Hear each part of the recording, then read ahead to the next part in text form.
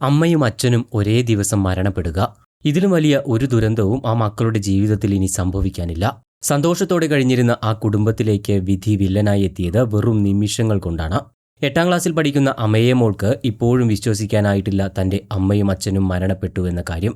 ഇന്നലെ രാവിലെ അച്ഛനും അമ്മയും ജോലിക്ക് പോയ ശേഷമാണ് ബന്ധുക്കളും പരിസരവാസികളുമെല്ലാം അമയുടെ അടുത്തേക്ക് എത്തുന്നത്.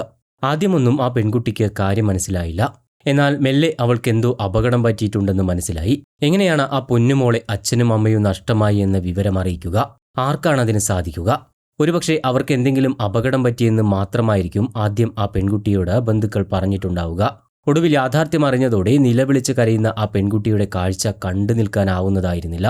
നഴ്സിംഗ് വിദ്യാർത്ഥിയായ സഹോദരൻ അതുലിന്റെയും അവസ്ഥ അതുതന്നെ. ഒരാളെങ്കിലും ആ മക്കൾക്ക് തിരികെ കൊടുത്തുകൂടായിരുന്നോ എന്ന് ആ കാഴ്ച കണ്ടുനിന്നവരെല്ലാം മനസ്സിൽ ചിന്തിച്ചു കാണും. കോഴിക്കോട് തിരുവമ്പാടി പുത്തൻപുരയിൽ ഷിജുവിന്റെയും ഭാര്യ ബിൻസിയുടെയും മരണം ഒരു നാടിനെ ഒന്നടങ്കം സങ്കടത്തിലാഴ്ത്തിയിരിക്കുകയാണ്. ഭാര്യയെ ജോലിക്ക് കൊണ്ടുപോയി ആക്കാനുള്ള യാത്രയാണ് ഇവരുടെ അവസാന യാത്രയായി മാറിയത്.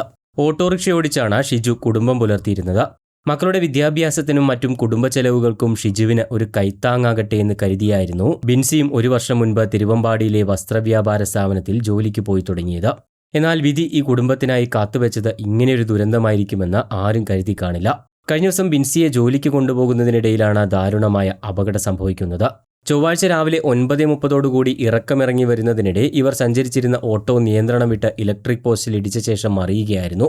പുല്ലൂരാമ്പാറ റോഡിലെ തേക്കിൻതോട്ടം മാനേജർ ഇറക്കത്തിലാണ് അപകടം സംഭവിച്ചത്. ഇവരുടെ വീട്ടിൽ നിന്ന് വെറും 2 കിലോമീറ്റർ അകലെയാണ് അപകടം നടന്നത്. തലയ്ക്ക് ഗുരുതരമായി പരിക്കേറ്റ ദമ്പതികളെ ആനക്കാമ്പോയിൽ നിന്നും ആംബുലൻസിൽ ഓമശ്ശേരിയിലെ ആശുപത്രിയിലേക്ക് എത്തിച്ചപ്പോഴേക്കും ബിൻസി മരണപ്പെട്ടിരുന്നു.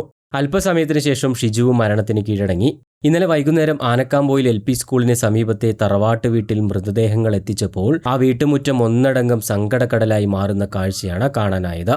നെഞ്ചുപൊട്ടി കരയുന്ന 2 മക്കളെയും ആശ്വസിപ്പിക്കാൻ കഴിയാതെ തേങ്ങുകയായിരുന്നു ബന്ധുക്കളും നാട്ടുകാരും. ഇതിനിടെ റോഡ് നിർമ്മാണത്തിലെ അപാകതയാണ് അപകടത്തിനിടയാക്കുന്നതെന്നാരോപിച്ച് നാട്ടുകാർ പ്രതിഷേധവുമായി രംഗത്തെത്തി. ഈ ഭാഗത്ത് കുത്തനെ കയറ്റവും വളവുമാണ്.